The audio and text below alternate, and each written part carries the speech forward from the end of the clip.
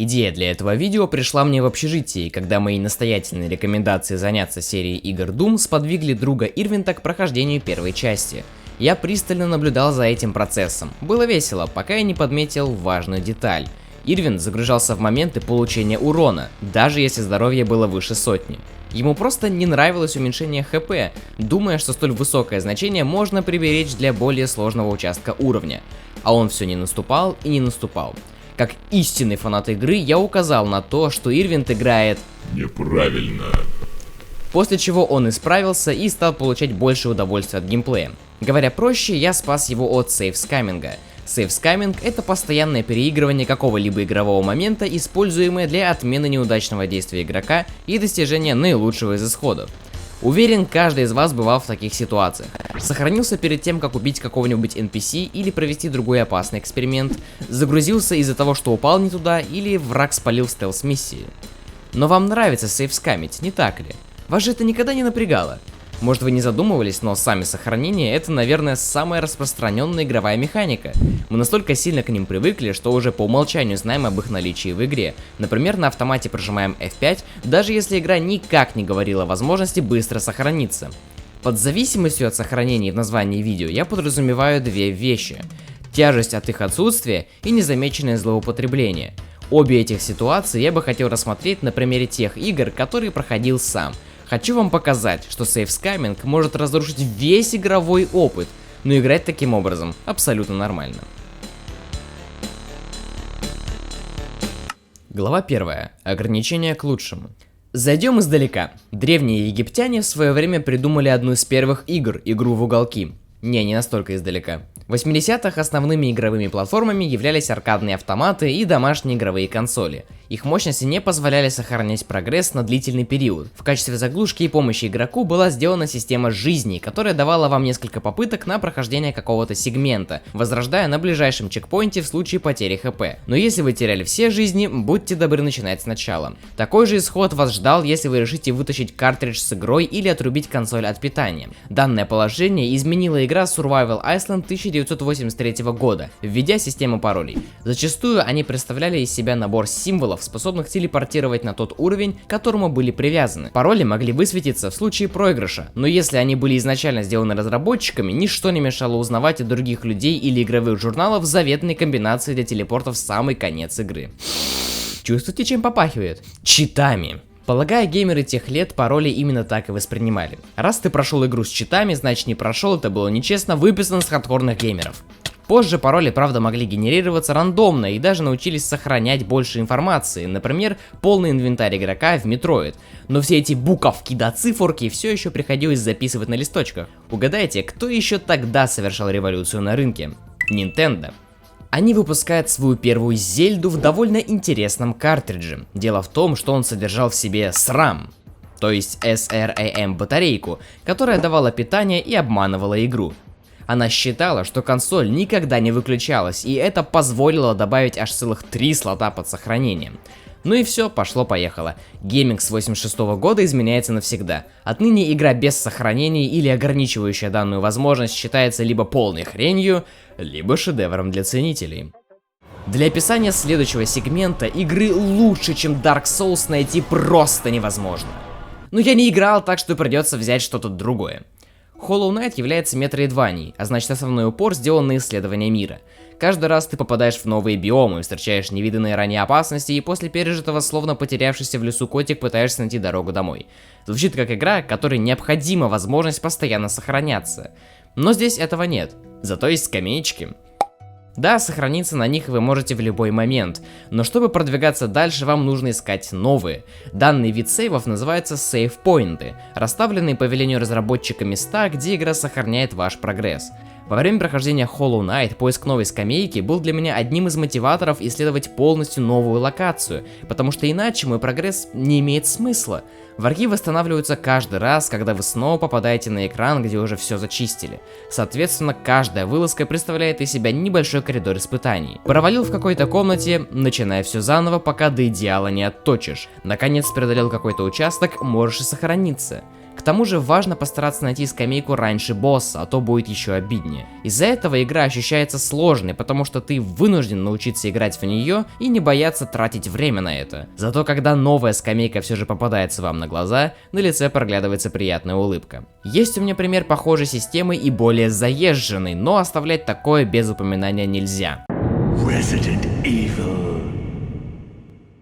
Формула тут примерно такая же. Большая локация, много неисследованных комнат и изредка можно найти точку сохранений. Однако сюда добавляется еще несколько переменных. Во-первых, резик это survival horror, что делает задачу найти новую печатную машинку для сохранения вашей основной целью. Рассматривая первую часть серии, особняк наполнен кучей зомби и убить их насмерть тяжело. Всегда есть шанс, что они встанут, когда вы вновь вернетесь в комнату. Но не одним из зомби будет наполнен особняк, противники тут ходят и посильнее, хп быстро убавляется, потому всегда нужно знать маршрут до сейв-рума в случае большой опасности. На руку играет еще и то, что эти комнаты самые безопасные в игре, ведь в них никогда не зайдут враги. Еще и сундучок для складирования ненужных предметов может оказаться рядом с печатной машинкой. Во-вторых, геймплей Резидента завязан на менеджменте ресурсов. Патроны кончаются, враги нет, предметы для решения головоломок появляются, а свободное место в инвентаре исчезает. И насколько же гениальной идеей было превратить сохранение в такой же важный ресурс. Вы не можете просто прожать кнопку, нужна печатная лента. Ее в свою очередь сначала нужно найти, затем заменить чем-то в инвентаре, что уже задача непростая для первой части, где приходилось для этого сначала вернуться к ящику, положить предмет и только потом дойти обратно до ленты. Не забываем, что по пути могут стать враги. И затем самое важное, ленту надо экономить. Вам кажется, что вы исследовали действительно большой сегмент карты, но каждая перестрелка здесь сложная, потому чувство может быть обманчивым. И теперь приходится постоянно думать, рискнуть и пойти в бой дальше, или потратить ленту, но сохранить свой прогресс. Забыл сказать, печатной ленты на всю игру ограниченное количество. Вообще данная система появилась из-за технических ограничений. Resident Evil выходил на первый PlayStation, где для сохранения использовались memory-карды, или же карты памяти. Места в них было не сказать, что много, потому не только геймерам приходилось экономить его, но и разработчикам тоже. Так что, добавив ограниченное количество сохранений в игру, Capcom убили 2 зомби одним выстрелом. Перечисленные факты звучат скучно для тех, кто не играл в первые Резиденты. Типа, вся эта тема создает только напряг и не позволяет сфокусироваться на самой игре. И в одном моя вторая личность, вы правы. Напряг это создает, и охренеть какой. Напоминаю, что Resident Evil это survival horror, где как ни в этом жанре напряжение будет не лишним. Да еще и такое, что вызывается не просто появлением страшного противника, а переживаниями за свой прогресс лично от игрока. Тут уж действительно вживаешься в роль главного героя и больше всего хочешь не умирать. Представьте свои эмоции, когда в новом крыле особняка вы преодолеваете кучу опасностей, теряете здоровье, и вот наконец, вместо злобного рыка, слышите успокаивающую музыку. Эти эмоции просто замечательны. Так решили и игроки того времени, высоко оценив игру, а после этого почти каждый survival horror копировал данную систему сохранений, хоть и железо явно уже позволяло сделать ее менее ограниченной. Знаете ли вы, что есть целый жанр игр, которые строятся на потере прогресса? Я говорю о рогаликах. Рассмотрю, например, Dead Cells, потому как больше всего в него наиграл. Основной геймплей крутится вокруг забегов. У вас есть набор локаций, которые вы должны пройти. Однако каждый раз в них может что-то меняться. Внешний вид, ландшафт, если его можно так назвать, расположение предметов, сами предметы и много других рандомных штук. И если вы проигрываете, прогресс вашего прохождения сбрасывается. То есть весь путь вы должны пробежать от начала и до конца. Это что, прям как в 80-х? Типа того, но рогалики в этом плане будут разнообразнее. Каждый забег обычно содержит в себе разные ситуации, потому что меняются выдаваемые вам предметы и сами локации, а значит каждый раз придется адаптироваться, что позволяет сделать только высокий скилл. Помните коридор испытаний с Hollow Knight? Теперь это вся ваша игра, только комнаты напичканы рандомом. Звучит несправедливо, и отчасти это так, но в этом, как по мне, и кроется главный прикол рогаликов. Для прохождения на них нужно тратить невообразимое количество времени, ведь чтобы ваш скилл повышался, нужно вставать после каждого поражения и продолжать идти вперед. Каждого. А это довольно сложно. Тем не менее, в рогаликах обычно есть вторая линия прокачки. Некоторые статы, которые влияют на прогресс в целом, а не только во время забега, что привносит баланс, и с каждым вашим проигрышем шанс успеха медленно, но верно увеличивается. Однако основные вещи, благодаря которым вы сможете успешно закончить забег, содержатся не в игре, а в вас. Это целеустремленность и упорство. И задротство, ладно. Рогалики — это жанр, существующий чисто для вызова самому себе. Эмоции от того, как ты после кучи попыток наконец убиваешь финального босса, просто невообразимы. Именно это объединяет 3 мною перечисленных игры. Все они вызывают эмоции от каких-либо достижений, но с одним условием. Ценность достигается благодаря ограничению механики сохранений. Только из-за этого геймдизайнерского решения разработчиков эти игры работают как и задумывалось. Иначе мы бы не получали удовольствия от очередного преодоления пути. Отсюда пока что напрашивается следующий вывод. Сохранение — это крайне важная часть игр, и они влияют на экспириенс больше, чем вы думаете. Ограничение этой механики идет к лучшему. Не давая много свободы игроку, можно поместить его в интересные условия, придуманные самим разработчиком. Представьте только одну из этих игр без сохранений. Да что тут представлять? В Dead Cells есть возможность включить чекпоинты для каждой локации, а не для всей игры. И... жесть, это как скучно и... неправильно. Глава 2. Наказание за свободу. Весомая часть современных игр имеет в себе полную свободу для сохранений. Выходи в меню в любое время и прожимай заветную кнопку. А в некоторых случаях даже в меню не надо заходить. Я говорю про квиксейвы. Быстрые сохранения, реализуемые нажатием одной кнопки, делающие сейв на перезаписываемый слот. Фишка, конечно, полезная, удобная, но зачастую именно из-за нее происходит сейвскаминг. Проблема в том, что сохраняться стало слишком просто, отчего в неудачный момент рука моментально тянется к F9, даже если ситуация того не требует. И частенько это может подпортить игровой опыт. Какой жанр у вас в первую очередь ассоциируется с постоянными сохранениями? Вот у меня это RPG, как классический, так и экшен. На примере первого вспоминается Fallout. В этих играх большое значение имеет отыгрыш персонажем, поэтому для получения максимального удовольствия и полного опыта необходимо вжиться в роль. А для этого следует отказаться от использования сохранений в геймплее. Но игры позволяют нам сохраняться когда угодно. И вот к чему это может привести. Вновь обращаясь к истории от Ирвинта. Впервые проходя Fallout, он слишком рано попал в Некрополь. Если не ошибаюсь, это было практически самое начало игры, но его звала Дорога приключений, которая привела его к логову супермутантов, и его отправили в заключение на военную базу. Фактически здесь можно сказать, что игра зафакаплена. Выбраться из камеры сложно, а пройти всю базу без вооружения тем более. Да и не сказать, что много чего лежало в шкафчике с его основными вещами. Казалось бы, загрузка идет в ход, но Ирвинт не сдался. Пройдя через множество мучений и кучу часов геймплея, ему таки удалось выбраться и даже относительно хорошо закончить игру. Главный герой просто выполнял поручения и случайно оказался в плену на военной базе. Но супермутанты не знали, что в плену на самом деле они, ведь герой в одиночку уничтожает здание и его обитателей изнутри. А теперь сравните эту красивую историю со стандартным путем прохождения, где мы просто кучу дней ищем чип, атакуем военную базу, уничтожаем спойлеры и выполняем миссию. Да, может, история с похищением на военку не такая разнообразная, но зато какая брутальная, и что самое главное, уникальная. Игре 97-го года хватило возможности предоставить отыгрыш и позволить написать Ирвинту собственную историю главного героя. Это ли не цель классической РПГ? И эта линия собственного сюжета просто бы стерлась, если бы решение упало в сторону загрузки. Почву для создания подобных историй Fallout подкидывает во многих моментах. Вспомним казино. Ваши шансы на победу зависят от параметра удачи. И именно поэтому при создании персонажа многие игроки вообще болт кладут на это и тратят очки навыков на более важные вещи, ведь ничто не останавливает вас перед сейвскамингом. Сделал ставку, проиграл, загрузился, повторил до победного, сохранился, повторять до богатства. Инфа бесплатная и работает в реальной жизни, 100%. Очевидно, разработчики не задумывались, что вы будете играть в казино именно так. Почему же они оставили такую дыру в экономике? Все просто, отыгрыш. Казино может решить вообще всю судьбу вашего персонажа. Давайте представим, что вы выиграли кучу денег в Fallout. Нет, кучу вы себе вряд ли позволите, потому как риски потерять все довольно большие. Но вы удовлетворены полученным кэшем, и теперь это позволит вам прикупить припасов или новое оружие, что даст немного разнообразия в геймплее. Либо же сохранить деньги для квестов. Я не буду сейчас объяснять, куда можно потратить деньги в РПГ, вы сами все прекрасно знаете. Но что если вы проиграли все до последней крышки? Ваш персонаж теперь на нуле, а сюжетку проходить-то надо. Вы будете вынуждены искать легкие квесты, чтобы поднять хотя бы маленький капитал, или продадите ваши любимые вещи, без которых будет тяжело в бою. Во второй части этот сценарий был бы, наверное, интереснее, потому что там можно продавать напарников в рабство. За легкие деньги вы сможете изменить мнение насчет любой фракции, потому что 500 крышек — это 500 крышек.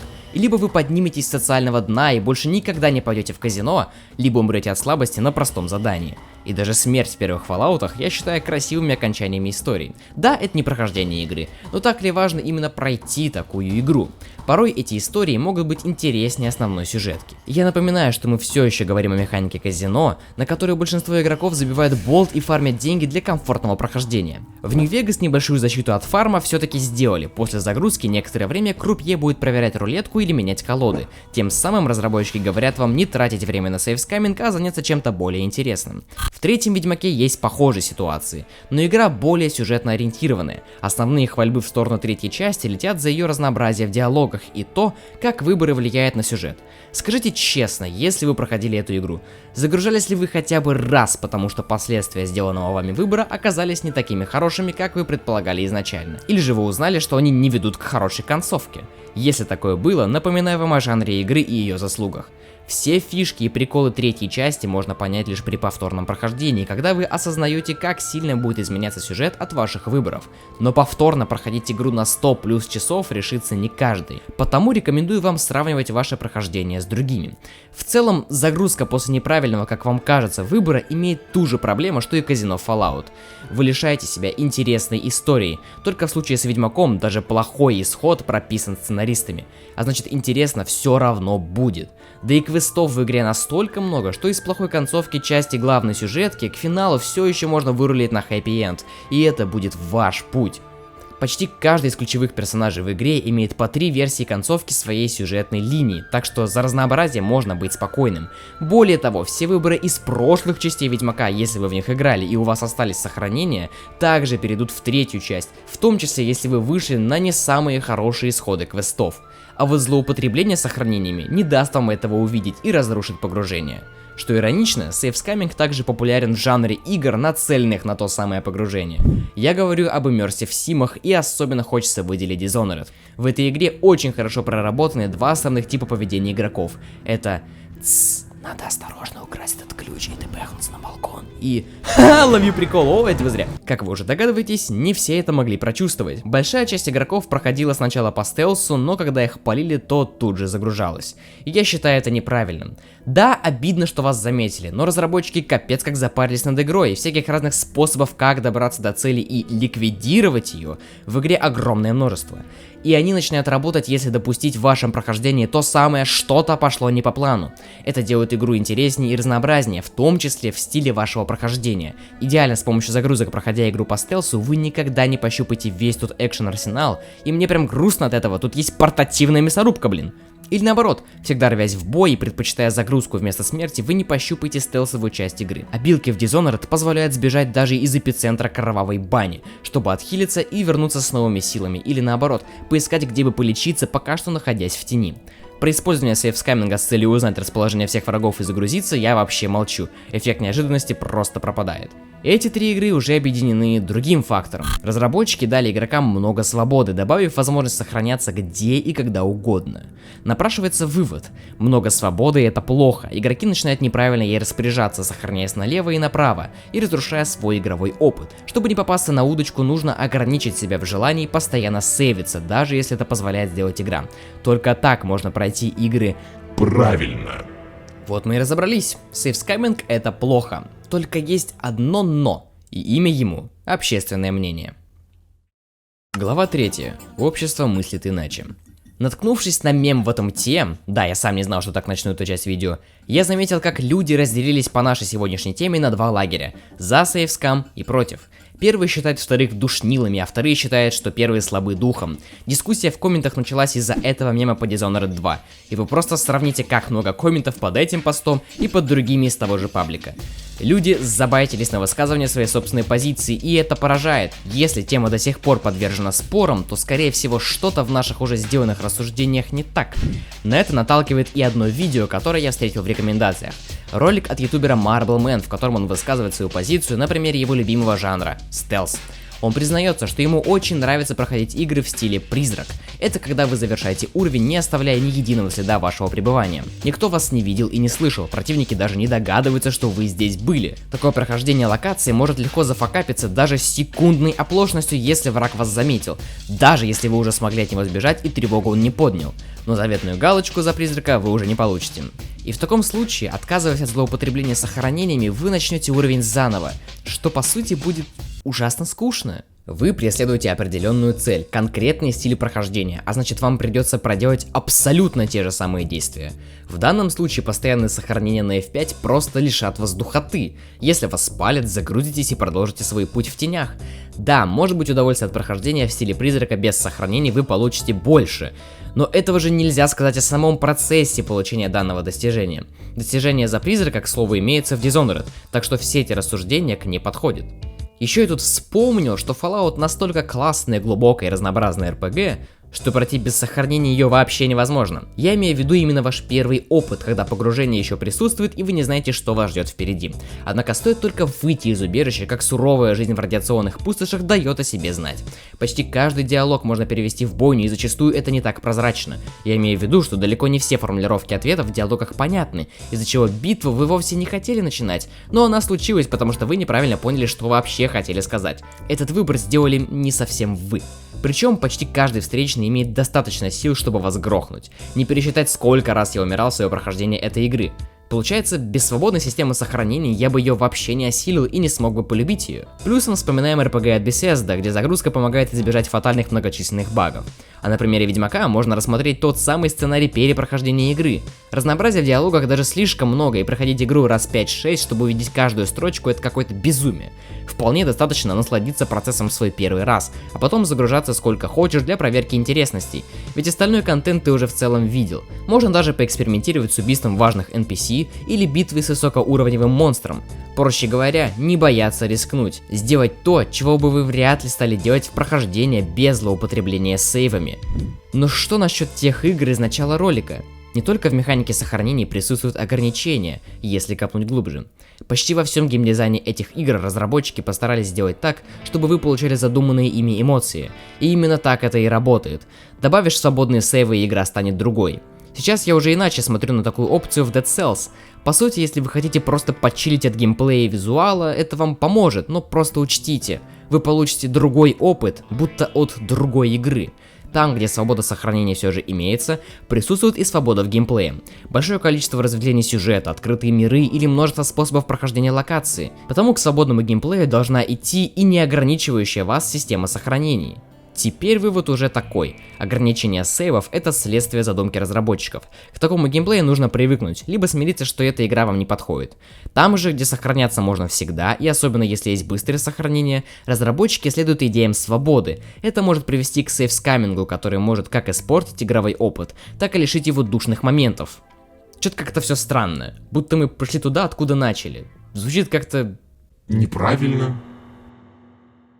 Значит, все те чуваки, которые постоянно сейвскамили, продолжат это делать, как и те, кто ограничивал себя в сохранениях. Неужели это видео было бесполезным? У меня есть чувак, который сможет на это ответить. Буквально, чувак. Ты что, опять сохраняешься? Эту игру смогла бы пройти даже моя бабка, если бы она сохранялась столько же, сколько и ты. Postal 2 имеет свободную систему сохранений, но она ввела небольшую борьбу с сейвскамингом. Главный герой попускает игрока. Это самая гениальная вещь в игровой индустрии, которую нужно взять на заметку другим играм, без иронии. Ведь одна простая фраза дает понять игроку, что он получит больше интереса, если не будет так жестко сейвскамить, но при этом совершенно его не ограничивает в этом, лишь намекает, как получить более крутой игровой опыт. И данное видео, прямо как чувак, лишь напоминает о том, что у вас есть выбор. Теперь вы можете перепройти игры с другим отношением к сохранениям, и возможно вы получите кардинально другой опыт. Обещать я этого вам не могу, но шансы полюбить хорошие игры иначе или изменить свое мнение к играм, которые вам не зашли, все же увеличились. Пройдя первый Doom без сохранений на уровнях, я получил замечательные эмоции, ощутив игру будто так, как она должна ощущаться изначально.